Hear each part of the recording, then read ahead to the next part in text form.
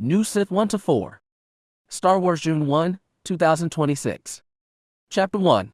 The Shadow over Ardana.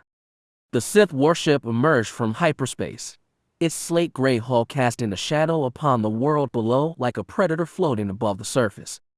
For many long years, the people of Ardana had bowed to the strength of Lord Davros, offering what they grew in the fields and the lives of their children to fill the needs of the Empire. As the battleship achieved high orbit, a single shuttle dropped from its launch bay, beginning its descent to the surface. Two Sith starfighters offered escort as the landing craft made its way toward the largest of the planet's small settlements. It had been a long time since a Sith had walked Ardana's surface. Davros had always preferred a hands-off approach to his holdings, as long as his servants met their quotas and paid tribute to the Empire. Their master preferred to leave them alone. But now, that was about to change. A new lord ruled here now, and the time had come to let these farmers know it. They would accept their master's rule or be crushed beneath his heel. Such was the way of the Sith.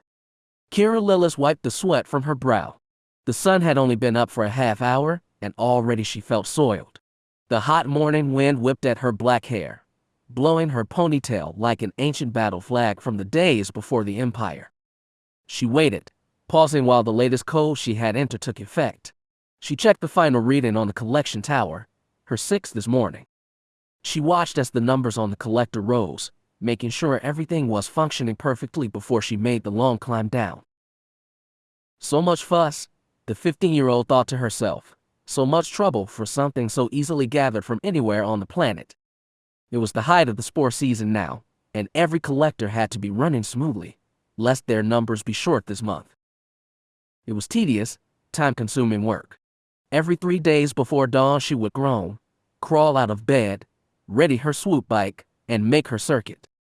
She visited tower after tower, ensuring everything functioned within the accepted limits.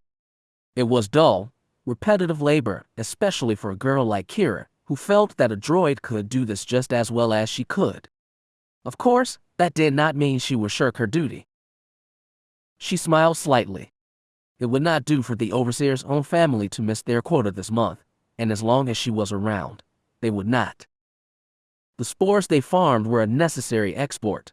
By themselves, they did not matter much, but mixed with kolto or spice, the spores farmed here on Ardana went a long way toward enhancing the effect of both materials, and that was just 2 uses of the substance.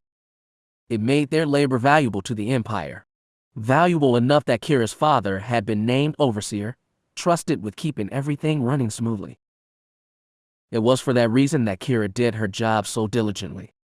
Father has enough to worry about, she thought. He does not need to worry about that too. She waited until the collector finished its cycle. Everything showed that it was functioning within acceptable levels. Of course, it always did when she worked on the towers. She always seemed to know exactly the right setting to get the maximum yield from the machines. Once everything was set, she began the long descent, and what a descent it was. Rising almost 40 feet into the air, the tower stood sentinel over the Great Plains, the yellow grass moving like a great sea driven by the wind. Combined with Ardana's violet sky, there were few sights to match its splendor anywhere in the galaxy, or so the old-timers back in the village used to say. A beautiful sight, sure, the girl knew, but not something she wanted to spend her time gawking at right now. She had skipped breakfast this morning, so eager was she to get this dull chore done. Food would be nice, a nap would be better, though the latter was unlikely to happen. Harvest time was never nap time. She began the long climb down, an easier feat now that the sun was finally up. The first few towers this morning had been a bit of an adventure. Climbing in the dark was no easy task, but Kira had always managed it. She had been helping with this since she turned 13, and by now, she was an expert. Of course, it was not all skill either. Kira had a gift. It was this gift that gave her an edge over other people, and it served her well during this particular chore. When it came to climbing up and down the towers, she possessed an almost supernatural awareness. When she was up high, alone, and at peace, she would close her eyes and feel as though she could perceive the structure itself. Its weak spots revealed themselves to her, loose bolts, broken rungs, imperfections in the metal. She could see everything in her mind's eye. That sight allowed her to forget the boredom for a moment and have a bit of fun. When she was in a hurry, she would often ignore the safety ladder and free climb down the tower's inner structure. A risky action, true, and one that would cause her mother to have a fit if she knew, yet Kira never felt afraid or nervous during those descents. Her gift was always there, and it had never failed her. She was free climbing now. She moved away from the ladder, flipping and swinging from metal beams like an acrobat at one of their harvest festivals. She slipped deeper into her gift, letting it guide her and carry her away, growing more confident with every movement. Finally, when she was about 15 feet from the ground, she used her momentum to swing out beyond the tower and into the open air. For the briefest of moments, it felt like she was flying, her body held aloft by her will alone, and the gift she carried inside her.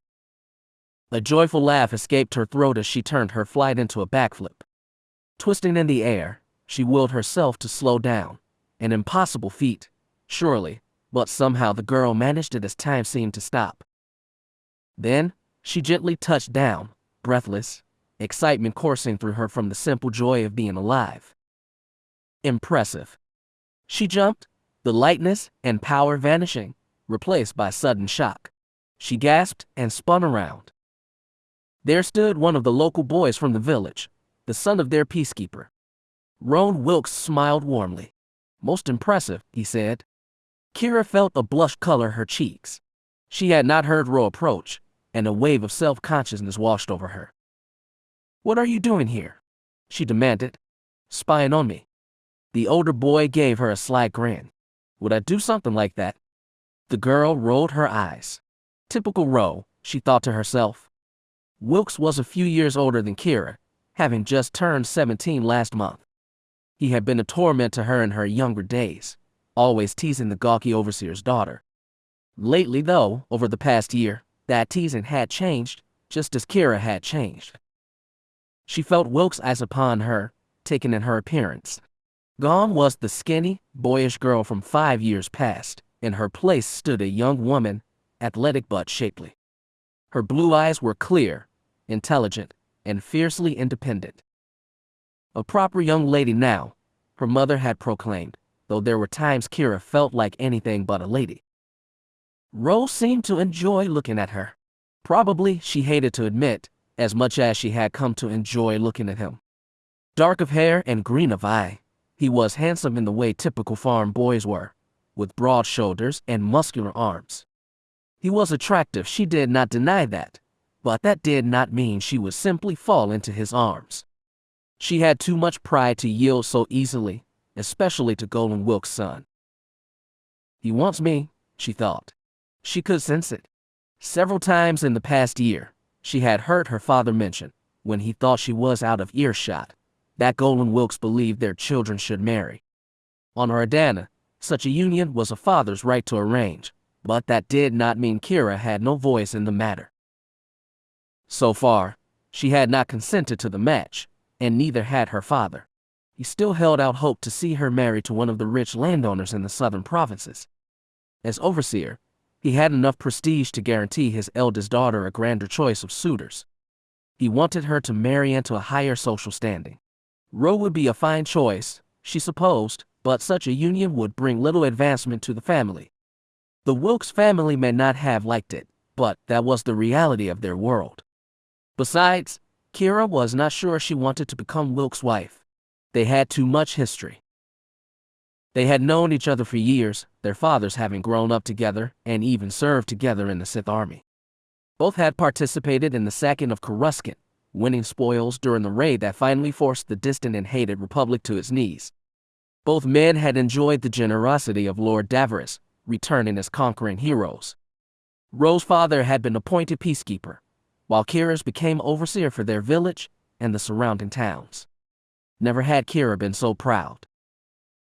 Shaking off her surprise at being discovered, Kira walked toward her swoop bike, surprised she had not heard Roan approach, given his own vehicle was parked beside hers.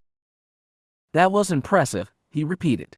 "What you did, coming down from that tower." His expression turned serious. "You need to be careful. if someone from the Imperial mission saw that little display. Ro did not need to finish that sentence. Everyone here knew what the Imperial mission was. Kira frowned. She had not considered that. Ordana was small, almost beneath the notice of the Empire. Yet that did not mean the Empire lacked a presence here. The Imperial mission was part of that presence, a group of priests from Dromund Kaas, the Imperial throne world. Teachers of the dark side, they called themselves representatives who preached the superiority of the Sith Lords and proclaimed the Emperor a god.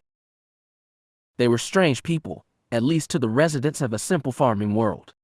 The mission maintained eyes everywhere, searching for anyone with special talents. When a youth caught their interest, they would often vanish, never to be seen again. Rumor claimed the mission killed those children, or sent them off-world to various academies throughout the Empire to be trained as Sith. All that was certain was this: when the mission noticed you, you disappeared. It was a fate that anyone from Ordana, with its tight bonds of family and community, feared. We have enough here, enough work and pleasures to live whole, full lives, Kira thought. Why would we risk being taken away from our home? Though a simple world, Ordana was enough for her. She had no desire to see the darker places of the galaxy. She was content. Kira knew about the Force. How could she not, with her father having served in the Imperial military? He rarely spoke of what he had witnessed regarding the Sith Masters and the power they wielded in the field. What he did say, however, revealed something very telling.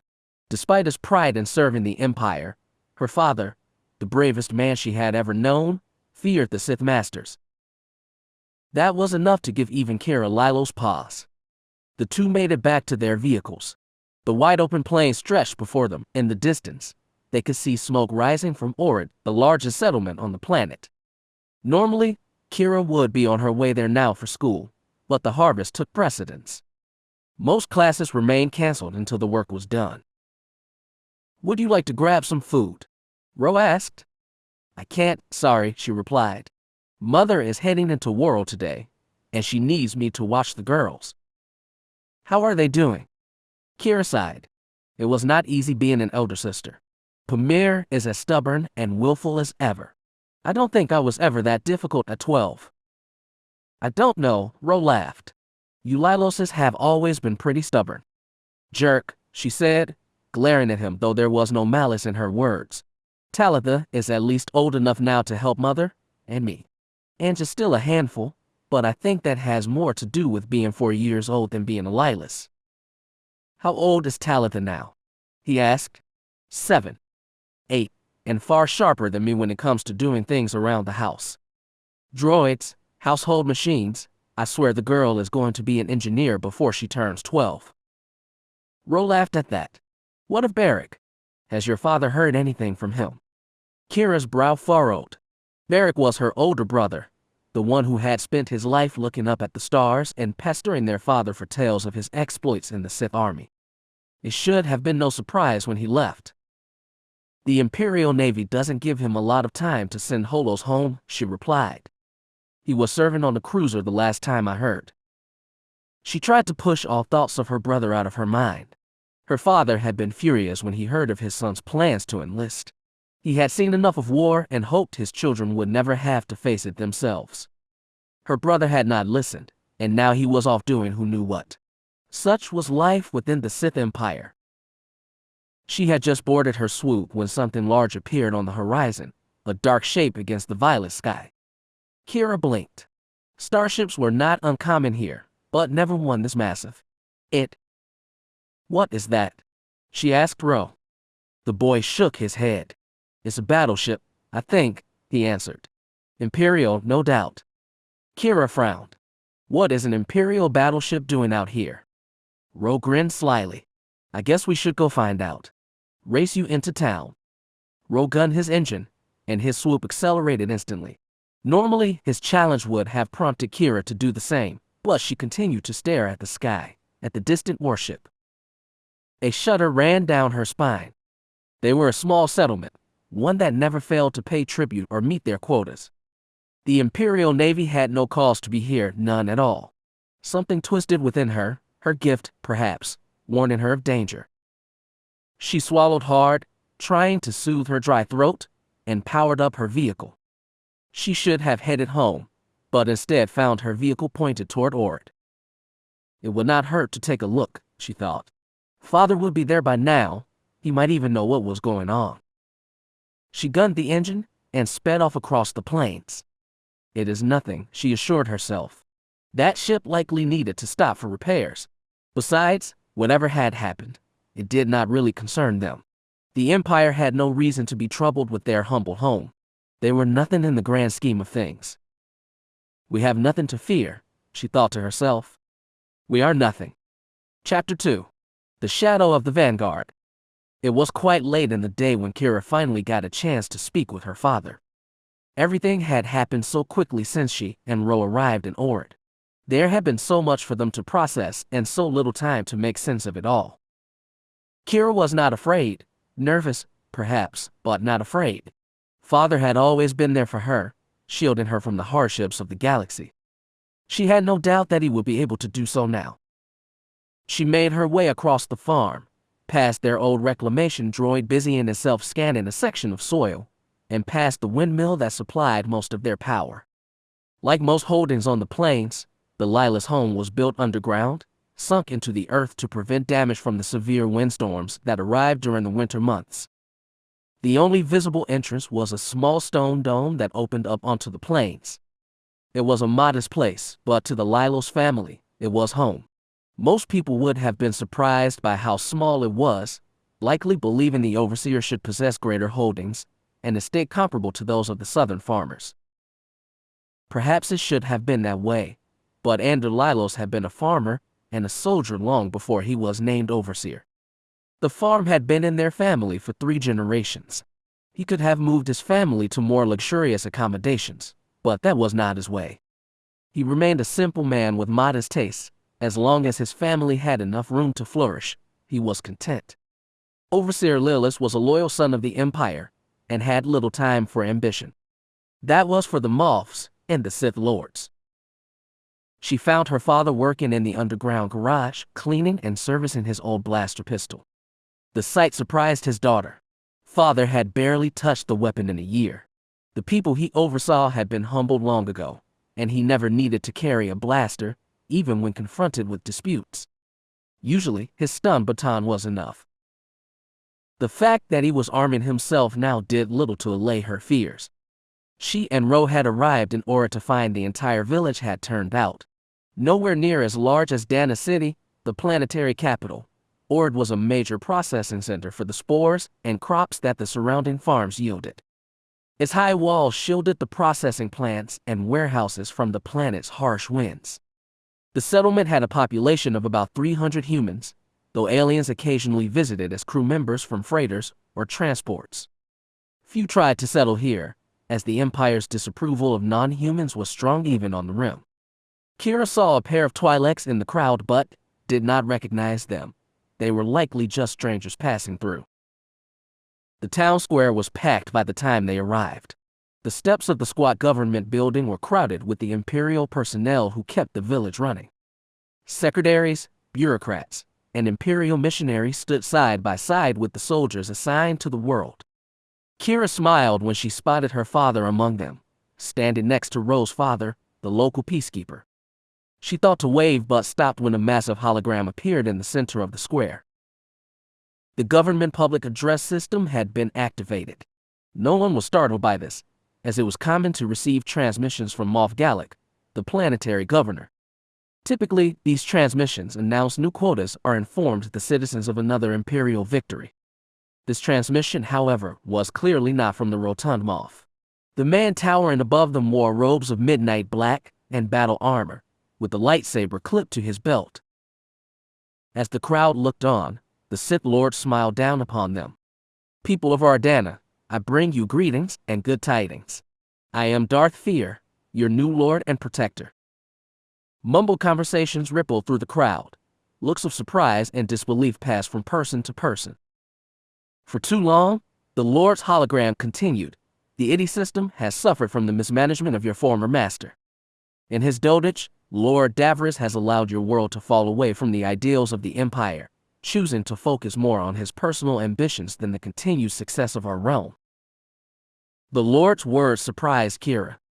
Have we not always made quota? She wondered. We have never shirked our responsibilities to the empire. Father would not have allowed it. She looked at her father again. His expression was a blank, unreadable mask. Yet, the sense of unease she felt when she first saw the warship overhead remained, twisting in her gut like a snake. The Sith Lord's hologram held out a hand, gesturing to the people below. I am not Lord Davris. I will not allow such mismanagement to continue. Great things are coming, good people. Wondrous things. The Empire is about to enter a new era of prosperity. You, the loyal citizens of the Empire, will be called upon to make this new era a reality. The Lord stood straighter, his gaze directed at Ardana's leadership, the men and women who serve the will of their emperor. To the overseers and your staff, my agents will be coming to speak with you. Know that their eyes and ears are mine, and their voices are mine. They will inform you of what comes next, and how you will serve in this grand endeavor. Darth Fear smiled broadly. Do not be afraid, this is not the time to be timid. Soon you will know the truth and your place within my design. You will find new purpose there, and then my agents will take care of you. Kira might have been mistaken, but it looked to her as though some of the officials paled at that last statement. Why they did, she could not say. This is a glorious day for Ardana and the Sith Empire, the Lord's voice rumbled, rising even over the winds. The future is ours, so let us make it as grand as possible. He raised his fist in the air. For the Empire. The crowd roared in response, adding their voices to their new master's declaration. For the Empire. For the Sith. For the Emperor. Kira and Ro added their voices to the chorus. It was expected of them as Imperial citizens. Darth Fear's announcement restarted, replaying for any who might have arrived late. It would do so for the next hour. The crowd began to disperse, off to attend to their duties as only loyal citizens could. Kira slipped away from Ro and made her way toward the government building, toward her father. She wanted to speak with him, to hear what he thought of all this. She wanted to know that everything was going to be all right. She saw Ro's father walking away with several of the soldiers under his command. Her father was speaking with a town official, part of the mayor's staff, she thought. Andrew Lilas, even dressed in his overseer garb, still looked like the farmer he was. His dark brown hair was bleached by the sun, his face tanned and wind-burned. He was not so different from the others who lived out on the plains. The only difference, of course, was his eyes. They were brown and looked far older than her father actually was. He had gone to war twice in his life for the Empire, first as a member of the Imperial Defense Force, holding off attacks from their enemies, and later as part of the vanguard that had struck hard at the heart of the Republic. Those eyes have seen too much, she realized. As his firstborn daughter, Andrew Lilas had always doted on her. She did not doubt that he loved her sisters too, but what they shared was different. Unlike her younger sisters, Kira favored her mother. All three of the younger girls had their father's brown hair and eyes. Kira's hair was the raven color of her mother's, her eyes the same icy blue. You will break hearts one day, child, this I know, her father had told her once. I should know, my heart broke with love the first time I held you as a babe. Kira had blushed at the memory. She had always been closer to her father. Her sisters always looked to their mother for guidance, but not her. She was her father's girl, and she always would be. When he noticed her, he looked up and smiled, pulling her into a tight embrace. What are you doing here, Blossom? The childhood nickname he had given her so long ago warmed her heart. Why are you not doing your chores? I finished with the towers, Dad, she assured him. When I saw that, she gestured to the warship in the sky, and Andrew Lilas' expression turned grim. I wanted to see you, she added. Make sure everything was all right. His expression remained guarded. I'm fine, Blossom. Just a lot to take in today. I will be, oh, hello, Ro. Overseer, her friend said, coming up beside her. Kira felt a brief surge of frustration, wishing she had more time alone with her father. She wished Ro had given her just 5 minutes. She believed her father might say more if they were alone, that he might let her know what was truly going on. Ro's presence stopped that. "I don't suppose you could see my daughter safely home?" Ander asked her friend. "I have a lot of work to do, preparing for our Lord's agent." "Of course, Overseer," Ro promised with a slight bow. "Dad," Kira said quickly. "What?" "Go with Ro, Blossom," her father said, interrupting her. "I will likely be home late tonight. Tell your mother not to wait up." Kira nodded, not wanting to leave, wishing to stay at her father's side to help him. Ro took her by the arm and led her away. Kira was dutiful enough not to resist. She was not one to disobey her father. They journeyed back in silence. About halfway home, Ro received a message from his father asking him to return to town. He had not wanted to leave her, but Kira insisted that he should. This was not the first time she had ridden a swoop alone across the plains. She would be fine. The look on Ro's face suggested he was hurt, perhaps wanting her to ask him to stay. She wondered if pushing him away was a mistake. "Be careful," he said before speeding off toward his home. Kira watched him go, feeling a bit confused. With everything happening, she did not need this complication right now. She would talk to Ro tomorrow and set things straight with him then. Right now, she needed to get home. Mom expected her to be watching the girls, and it would not do to be any later than she already was. They were just sitting down to dinner when her father returned. Kira and Pamir set the table while Talitha chased down little Anj. Her father's expression brightened when he saw them, his ladies, as he called them, the stars in his sky. Since Barrick left, Kira had taken his seat beside her father. Mother sat to his right, with Anj next to her so she could assist the toddler if needed. Pamir and Talitha sat down in their seats as the family shared their meal. Father said little during dinner, remaining far quieter than usual. Mother kept Anj calm while Kira's younger sisters talked enough for 4 people. Mother chided Talitha for bringing her projects to the table, referring to the small cleaning droid the girl had been tinkering with all week. Pamir went on and on about a boy in her class, hoping he would contact her by the week's end. The conversation caused Maya Lillis to turn her head, regarding her eldest daughter. In her eyes, Kira should have been more actively pursuing a match than she was. The older girl sank down into her chair, wishing she could vanish. Father wiped his mouth and excused himself from the table, leaving much of his meal untouched. Kira watched him walk out the door, feeling concerned. Mother glanced at her, and Kira mentioned what had happened in town. Maya Lillis had seen the Sith battleship in orbit, of course, but thought nothing of it, remaining focused on her chores and Waro. Kira rushed through her meal, not so fast that her mother would notice, but quicker than normal. She still hoped to speak with her father, hoping he would tell her what was happening. The cold sense of foreboding in her gut remained.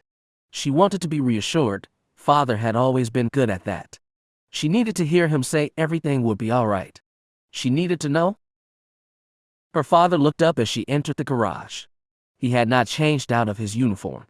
His jacket hung on the back of his chair while he quickly and methodically reassembled his blaster. "Dad," she murmured. He gave her a tired look. "Is something wrong, Blossom?" She frowned. "You tell me?" Her father sighed. "It is nothing, kid. Just politics and the worries of an old man." She smiled, hoping to cheer him up. "You're not that old, Dad." He laughed. "You used to think I was ancient. You even told me that once." "I was 5, I think. Back then, the thought of being 20 seemed old." Her father snorted with amusement. "It seems so long ago now." He looked down at his blaster and frowned. "Perhaps it is good your brother is not here. I can only imagine how he would act in a time like this." Kira's brow furrowed. In a time like what, she wondered. What was he keeping from her? "I always hoped your brother would follow in my footsteps," he said. "Take over the farm, marry a good woman." He shook his head. "I never wanted the military life for him, not after the war." "We won, Dad," she reminded him. "The Empire won. The Republic signed a treaty, Blossom, which is not the same as winning. There are many Dark Lords out there who do not agree with that peace. There are many who would see us renew our attack on the Republic." Kira's eyes narrowed. "They attacked us, Dad," she countered. "They drove us into hiding. How many Sith worlds died when the Jedi came? They tried to wipe us out. After we attacked them, he countered quietly. They sent spies to Korriban. They would have attacked us anyway. Her father smiled. It is nice to see you remember your history. At least your teachers are doing something right. Qi'ra sighed. She still did not understand where the skepticism was coming from. Father had fought for the Empire twice. How could he speak like this? If anyone needed to know how ruthless the Republic and the Jedi were, all you had to do was look around the galaxy. Very few pureblood Sith remained. Billions had died by the hand of the Jedi, all under orders from the Republic. It had been an eradication.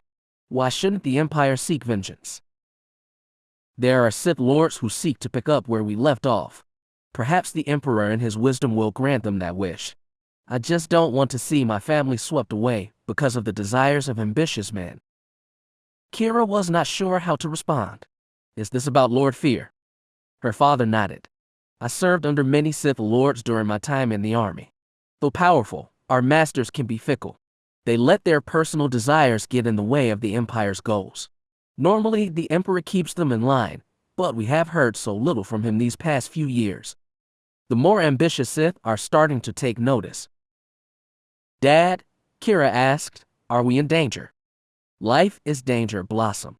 I had hoped to shield you from that reality a little longer, but I can't. Not anymore. He chuckled then, though it was a strained, unpleasant sound, unlike his normal laugh. You have nothing to worry about. The Sith have always played their games. Whether we are ruled by Darth Davros or Darth Fear doesn't change that. They still need the crops we grow and the spores we collect. As long as we are producing, we are safe.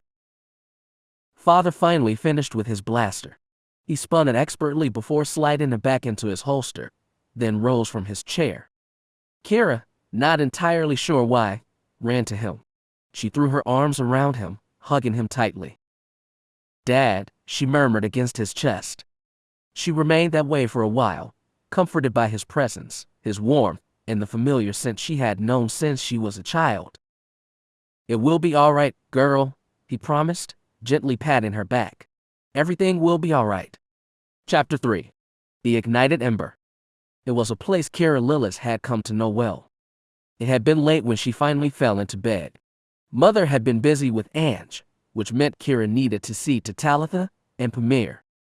Pamir was rarely an issue, but Talitha possessed far too much energy for her own good. She never seemed to tire, always eager to tinker with mechanics or attempt to fix various household items. Finally, Qi'ra had to threaten to confiscate her tools, warning that Mother and Father would not permit her near them for a month. The younger girl finally, grudgingly, headed off to bed. Once Talitha settled down, she left a very weary elder sister in her wake. Qi'ra shook her head. Mother had somehow survived raising 5 children. Her eldest daughter had no idea how she managed it. Qi'ra feared she would have lost her mind after the first. Her early rise to service the towers, followed by the exhausting events in town, had left Qi'ra completely drained. All she wanted now was to collapse under her blankets. Dawn would arrive soon enough, far too soon, and she was in no hurry to greet it. Mother had gone outside to speak with Father, who remained in the garage working. Qi'ra would have preferred him to be there to say goodnight, but exhaustion ultimately triumphed. She managed to slip into her nightgown and crawl into bed, falling asleep in mere moments. When the dreams finally arrived, they were welcome. As she grew, a few distinct dreams recurred consistently. The one she experienced now was the most frequent and the most desired. She dreamed of the stars, the vast galaxy stretching out before her. She towered over the cosmos like a colossus. Yet, the void was not silent. She could hear voices, countless voices, all calling out a name. It felt like her own, yet it sounded unfamiliar.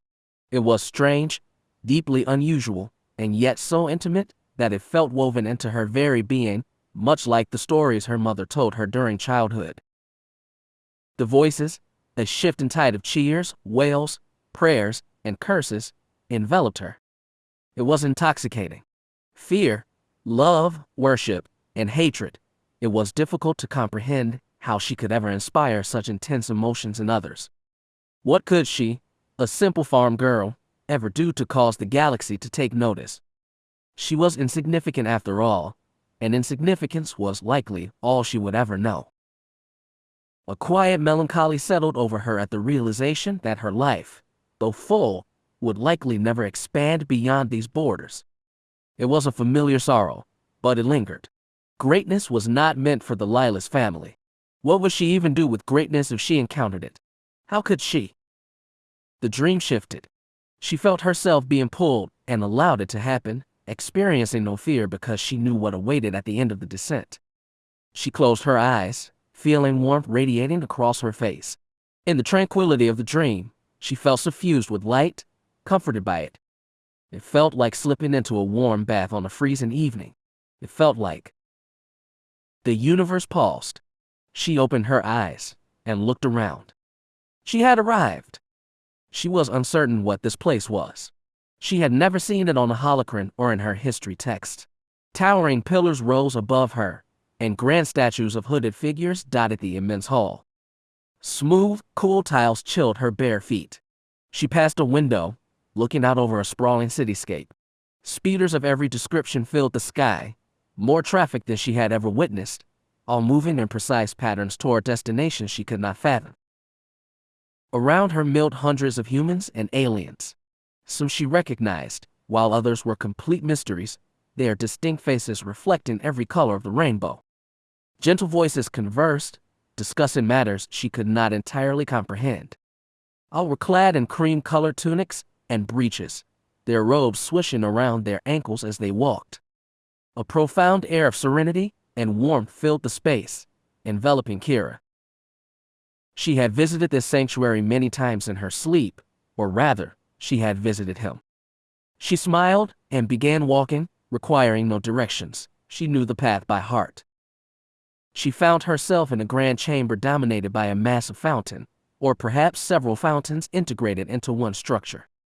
She made her way through the room, feeling the cool mist of water on her face. It should have been impossible within a dream, yet there it was. She slipped between the fronds of a large plant, which was where she always found him. The boy sat with his back to her. They were the same age, but he stood a head taller. He rested on a smooth stone surrounded by lush foliage, his body relaxed. His short, blonde, spiked hair was damp from the fountain spray, and the small braid in his hair clung to his neck. He did not acknowledge her approach, but she was certain he sensed her presence. Her oldest friend, she thought. Her first real companion. He was the single reason she welcomed this dream, the chance to see him. The dream had first come to her when she was just a toddler. There were few children among the farmers back then, certainly none the same age as Lila's daughter. She had desperately wanted a companion and prayed for one. Pamir would not be born for a few more years, and Barrick was already 8, occupied with his own interests. He certainly had no desire to have his little sister following him around.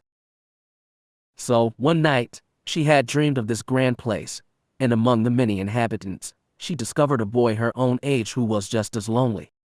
The two became companions almost immediately. In the dream world, she had found the boy, or perhaps he had found her. It remained something they did not fully understand, or rather, she did not. Her friend had his own explanations. They shared a connection through the Force.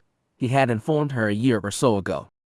It was a concept neither fully grasped, but they accepted it. "Am I dreaming this?" she had asked him, "or are you?" He had smiled at her, a warm, reassuring expression. "I don't know," he replied. "Does it really matter?" At the time, she decided it did not. She was simply grateful for this bond, to share the simple moment. It was precious. Both boy and girl grew up together, visiting one another while they slept. As toddlers, they played in this chamber, racing through the grand halls. As they aged, he showed her the hidden alcoves he discovered, secret sanctuaries where younglings could forget their responsibilities for a few moments and simply be children. "What responsibilities?" she had asked him once. He had shrugged. "Important ones. Defending the galaxy." Kira did not understand, but that was acceptable. She was simply grateful to be there, grateful to be with her companion. Strangely, they never found themselves at her home. For some reason, she was always the one drawn to his surroundings. She did her best to describe the plains to him, wanting to share her world's unique beauty and simplicity. He was intrigued but never managed to find his way to her reality. She wondered why. More years passed. The boy and girl continued to mature, and the pastimes of childhood shifted as they slowly grew into adolescence. They still played games, but the nature of them became more mature.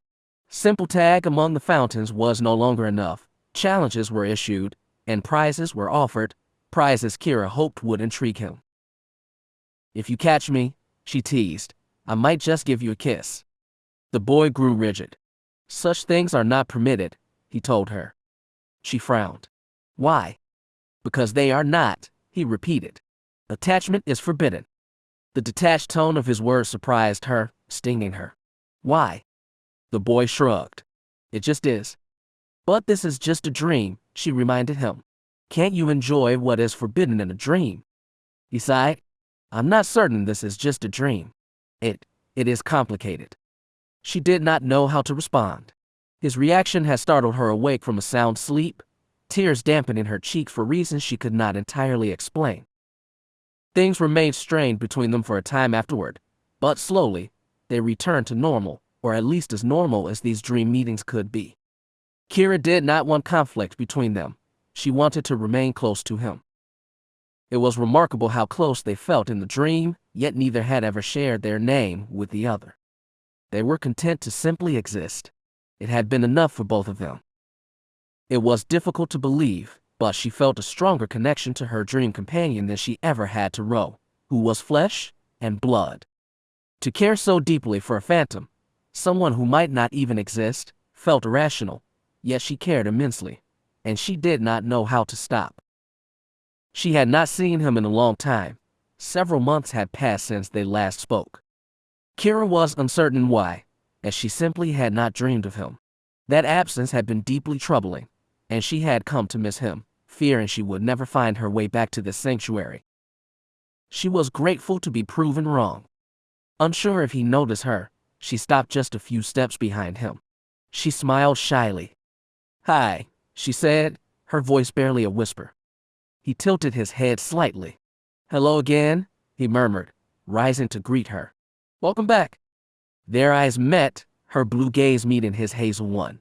Kira's eyes widened with surprise, and she quickly looked away, a deep blush coloring her cheeks. She looked toward the floor, trying to avert her eyes but finding herself unable to stop completely. "I'm sorry," she gasped. "I'm so sorry." Her friend was not fully dressed. He wore his breeches, but nothing else. His chest was bare, his broad shoulders and strong arms appearing vivid through the haze of the dreamscape. His athletic frame drew her gaze, the muscles defining his torso. Her body warmed at the sight, and no matter how hard she tried to look away, she found her attention pulled back to him. Her companion chuckled, his eyes twinkling with amusement. "Is something wrong?" he asked. She winced. "Could you put a shirt on, please?" He laughed again. "Says the girl in the short nightgown," he reminded her. "Someone might think you are trying to distract me." Her eyes narrowed. Her nightgown was not. She looked down, and reality set in. She had gone to bed exhausted, and the gown she wore, which was roughly 3 years old, was far too small. It clung tightly to her form like a second skin. She glanced up again, realizing she was not the only one blushing. Her dream companion was matching her expression. The realization both annoyed and pleased her. Boys, she thought grimly, why did they have to make everything so complicated? It seemed that even within a dream, she could not escape that particular frustration. "It is good to see you again," he said, pulling a loose-fitting shirt over his head. The mixture of relief and disappointment she experienced was confusing, but she tried to ignore it, determined not to let the interaction become any more awkward. He held out his hand, as he had done so many times before. She took it without reservation, allowing him to lead her deeper into his world. The sense of tranquility returned. She looked around, enjoying the rhythmic murmur of the water and the soft rustle of the plants. It was a far different sound from the dry whistling of the grass on Ardana. I can't imagine what it was like to grow up in a place like this, she said, surrounded by such beauty. The boy sighed.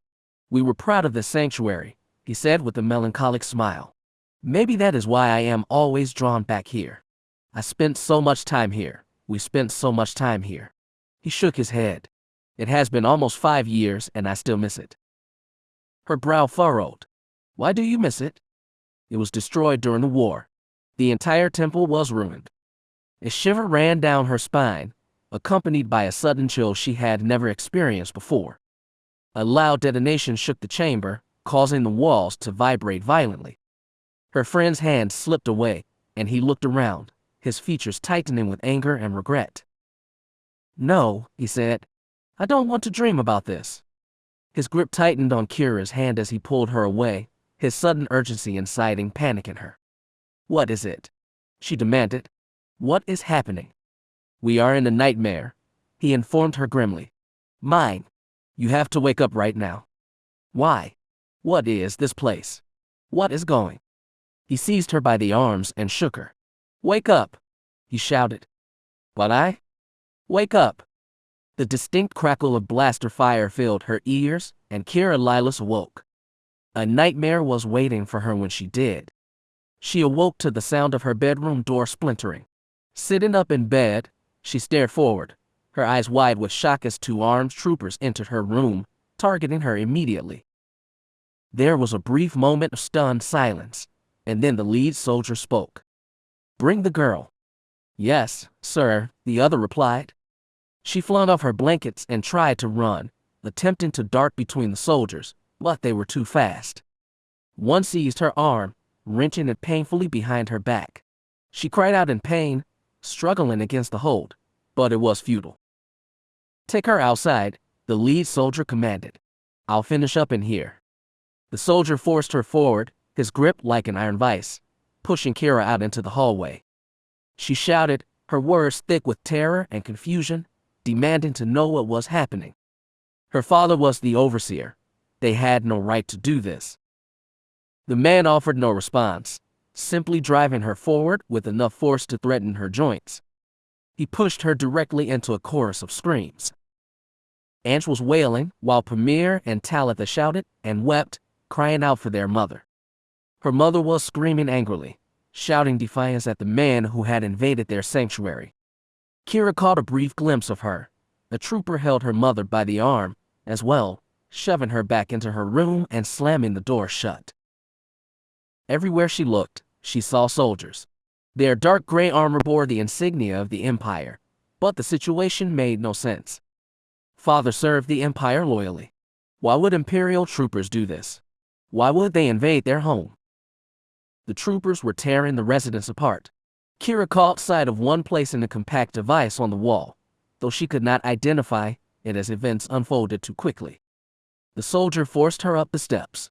She stumbled multiple times, but the guard did not halt. Her head struck the stone landing, causing white light to flash across her vision, yet the trooper showed no mercy. He drove her out into the cold night air. The Lillis farm was awash with harsh light as searchlights mounted on vehicles swept back and forth across the plains. 2 military transports idled nearby, a large troop carrier capable of transporting a full squad, and a smaller command speeder used by officers. Kira blinked, trying to clear her vision as something warm trickled into her eyes. She tasted blood, metallic and warm.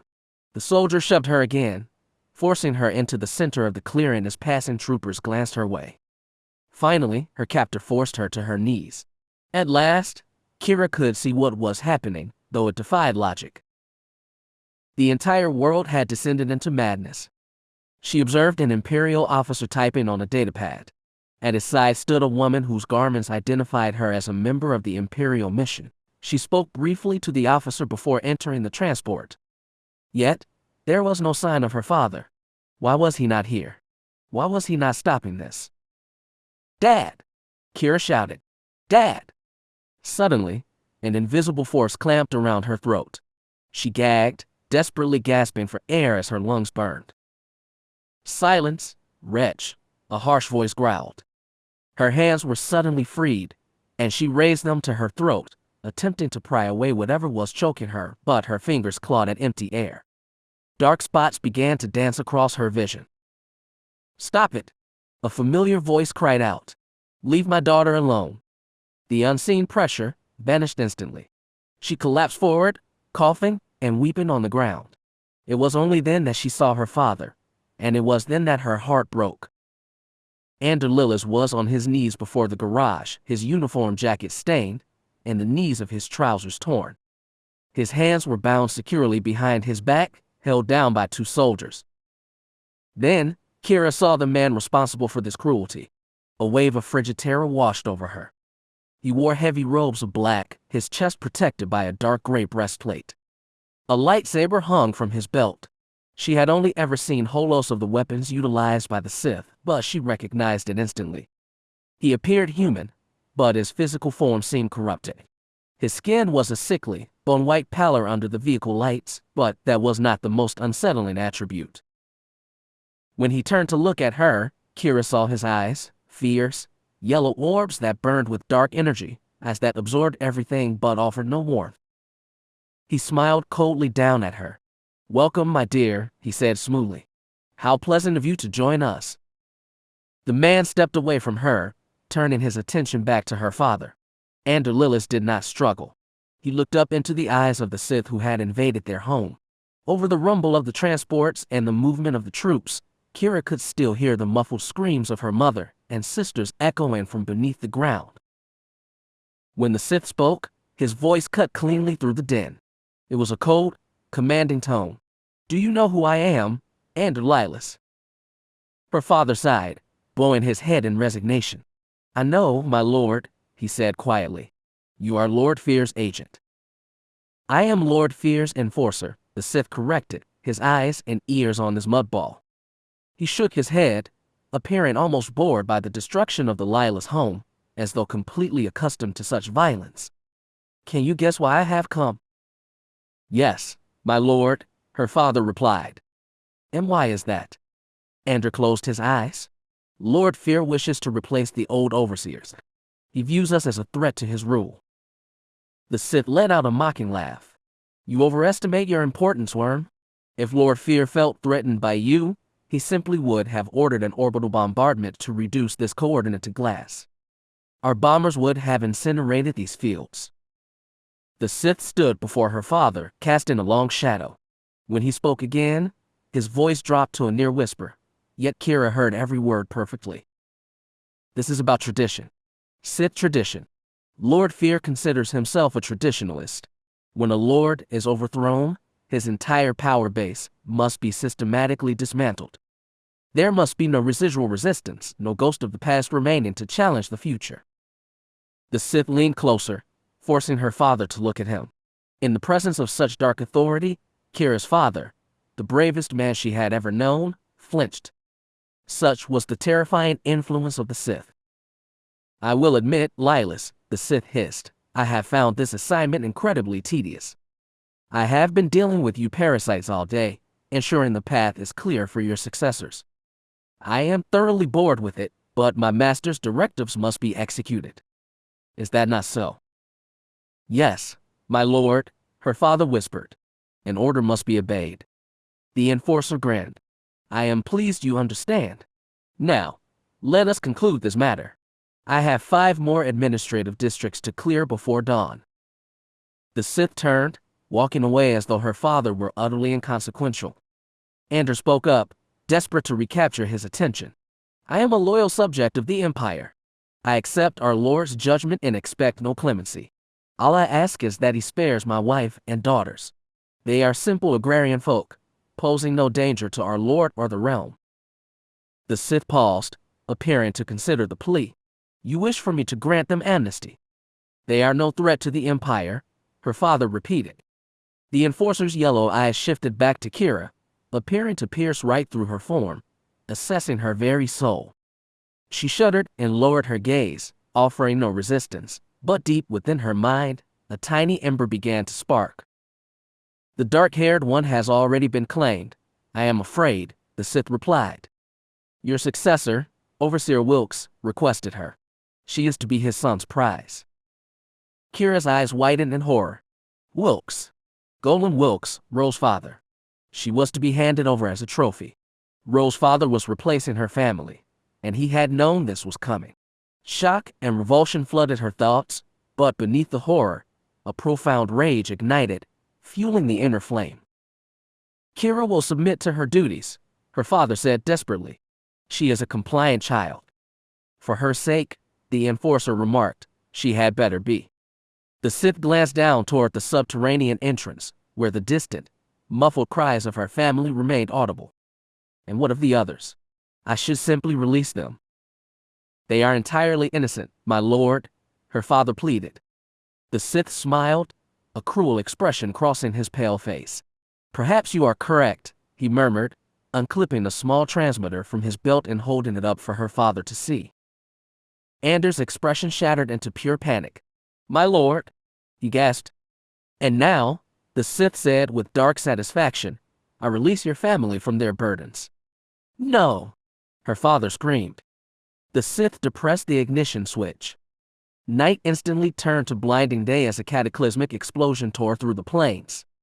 Kira froze, completely paralyzed as a massive fireball erupted from the subterranean entrance, the shockwave violently shaking the earth beneath her feet. Billowing columns of flame and black smoke billowed into the night sky. The farm had been transformed into an incinerated crater. The muffled cries of her mother and sister ceased instantly. It was gone. Everything she loved was entirely gone. Chapter 4. Ashes on the Wind. She felt as though she were drowning. Flames licked at her flesh, searing her skin, and any cry that escaped her lips was instantly swallowed by the roar of the inferno. It was the sound of a dying beast, shrieking in agony, resisting death, and desperate to consume anything left in its path. She staggered through the burning hallway, screaming the names of her loved ones, wailing for her parents and calling out for her little sisters. She strained to listen, searching through the smoke, desperate to find and save them. The heat intensified. Her skin began to blister, her hair smoldered, and her clothing began to smoke. A part of her wanted to collapse, to surrender to the fire and let it claim her. She thought of letting go, of giving herself over to the void to end the torment. Allowing herself to be consumed felt preferable to the alternative. It was better than being left behind. It was better than being entirely alone.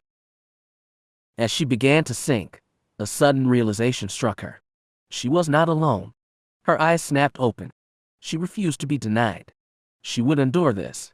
Somehow, she knew they were still there. She could feel their imprints in the Force.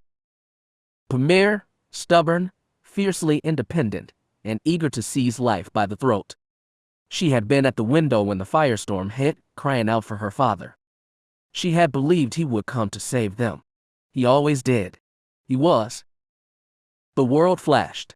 The wall blew inward behind her, and the resulting shockwave threw her through the air. Pamir Lillis never had time to cry out. She was vaporized by the blast, turned to dust on the wind. Kira howled in agony. Talitha had been at the door, desperately trying to short-circuit the lock. Kira had threatened to take her tools earlier, but the girl always kept spare components scattered about her room. She had been just as terrified as Pamir, yet her youth had not paralyzed her. She had been determined to open the door and set her mother and sisters free. The lock clicked, and the door hissed open. Talitha darted into the hallway, shouting for her mother, trying to help. Then the demolition charge attached to the wall detonated. She never even realized where the sound originated. Talitha Lillis, the brightest of Andor Lila's children, vanished in a flash of thermal energy. Her presence in the universe simply winked out. Kira shrieked her sister's name, struggling to stand, but it was useless. Her mother and Ange were next. Her mother had stopped shouting. The troopers had confined her with her youngest daughter, and little Ange was weeping, unable to comprehend the chaos. Maya held the toddler tightly, trying to soothe her, whispering promises that everything would be all right. No charge detonated outside their room. Perhaps the device malfunctioned, or perhaps the soldier had made an error in his haste. It made no difference. Kira felt her mother's presence, and that of her baby sister, two vibrant lights on the tapestry of the universe. When the primary explosion compromised the subterranean structure, the ceiling collapsed. Mother and Ange never had the chance to scream. The full weight of the burning rubble crashed down upon them. They endured only moments longer than Pamir and Talitha before their lights were utterly crushed beneath the heavy debris. Buried. Gone. Kira was no longer a person. She wailed like a wounded animal. They were all gone. Then, she felt him, her protector, her father. He was not trapped in the flames. He was outside in the open air, and he was fighting. He was fighting for her, and suddenly so was she. On her knees with her hands bound, she watched her father break free from their captors. His wrists were still bound, but he had managed to bring his hands to the front. Ander Lillis had been a soldier, a loyal son of the Empire. He did not comprehend the concept of surrender. Suddenly, a confiscated blaster was in his grip. He shot down the troopers attempting to restrain him, then gunned down the officer who was drawing a sidearm. The Sith Enforcer ignited his lightsaber. The weapon came to life with a venomous hiss, humming like a hive of angry insects. The Sith's features were bathed in a cruel crimson glow. Father fired at him, unleashing shot after shot, but the Sith deflected every bolt, his blade a red blur. Ander fired repeatedly, but the Enforcer simply laughed, advancing deliberately. A horrific realization struck Kira. The Sith was not afraid. He was merely playing with him. The confrontation was nothing more than a game, a brief distraction. The realization shocked and enraged her. Her father was a hero. He did not deserve this cruelty. None of them did. The universe seemed to slow, time stretching thin as winter sap. Kira watched the Sith raise a hand and make a sharp gesture. The blaster was wrenched from Ander Lillis' grip, flying off into the darkness. She saw the shock on her father's face quickly morph into pure defiance. He charged the Enforcer, intent on tearing into him with his bare hands, but he never reached him. The Sith did not even assume a defensive posture. He merely held his blade extended, its glowing red plasma tip leveled at her father's chest. The Enforcer gestured inward, a telekinetic pulling motion. Ander Lillis was yanked forward through the air. His chest met the crimson blade, which pierced him effortlessly. He gasped, looking into the eyes of the Sith. The Enforcer's gaze blazed with triumph as he grinned, savoring the execution. Kira stared, paralyzed, unable to process the horror. Her father coughed, glancing over at his daughter, her arms bound, blood trickling from the wound on her brow. He gave her a final, sorrowful smile as the vitality began to recede from his eyes. Reality seemed to hold his breath. Her father spoke to her. His voice was a mere whisper that would have been lost to anyone else, but it reached his daughter with absolute clarity. 4 quiet words filled the universe. "I love you, my blossom." The last light faded from Ander Lillis. He winked out like an extinguished candle, a star lost to the night sky. The Sith gestured, and her father's lifeless form was flung backward, disappearing into the burning crater of their home. They were all gone. Everyone was dead. Kira remained frozen. The heat of the surrounding fires felt distant now, replaced by a desolating, empty cold. Yet the emptiness was occupied. Something hidden was shifting, approaching, hungry. The Sith Enforcer advanced on her, his lips moving, but she could not hear his words. Even if she could, she would not have cared. Nothing mattered anymore. Everything was gone. The presence in the dark finally reached her, its touch mimicking the absolute void of space. It crawled up her spine, filling her with the cold so profound that it seared her soul. She did not resist, she welcomed the darkness, taking it in. It felt cleansing. As it scoured her consciousness, it left something monstrous in its wake. Rage, a fury that burned like 1,000 exploding suns. Pure, unadulterated hatred. Her gaze locked onto the Enforcer. He was laughing, entirely unaware of the shifting tide, unable to perceive the encroaching dark. "Are you going to be good, little one?" he purred. "Are you going to be a good little trophy?" Kira did not answer with words. She answered with the void. Frigid, absolute fury erupted from her. The night seemed to fracture. Time slowed to a crawl. The Enforcer recoiled, his eyes widening with sudden disbelief. She felt him attempting to gather his strength to resist, trying to raise his crimson blade to strike back, but she refused to grant him the chance. She reached out with the ravenous darkness. You will pay, she thought. Everyone will pay. She shattered his defenses instantly, brushing them aside like a flimsy shroud. The darkness enveloped him. The enforcer withered like a flower in a drought, his desiccated corpse collapsing and shattering into dust, blasted away by the kinetic force of her hatred. She heard the remaining soldiers shouting, barking panicked orders as they tried to form a perimeter, but the cold darkness did not permit it. It reached for them, and one by one, their presence winked out, consumed by her wrath. Kira screamed until her throat tore and her voice failed completely. The darkness receded, flowing back into her core. She tried to push it away, but it refused to be denied, embedding itself into her very soul. She collapsed to the earth, tears spilling down her cheeks. She could not tell how long she lay there. A moment, a day, a century. It made no difference. She heard approaching footsteps and knew she should stand or attempt to flee, but she could not move. She was entirely frozen, exhausted, and empty. This is how it ends, she thought. This is how I die. She lay motionless as a figure loomed over her. She heard a voice speaking, accompanied by the distinct glow of a holocommunications device. The darkness wrapped around her, squeezing her in a final embrace, and she let go, grateful for the oblivion as everything faded to black. Advertisements. Occasionally, some of your visitors may see an advertisement here, as well as a privacy and cookies banner at the bottom of the page. You can hide ads completely by upgrading to one of our paid plans. Upgrade now, dismiss message.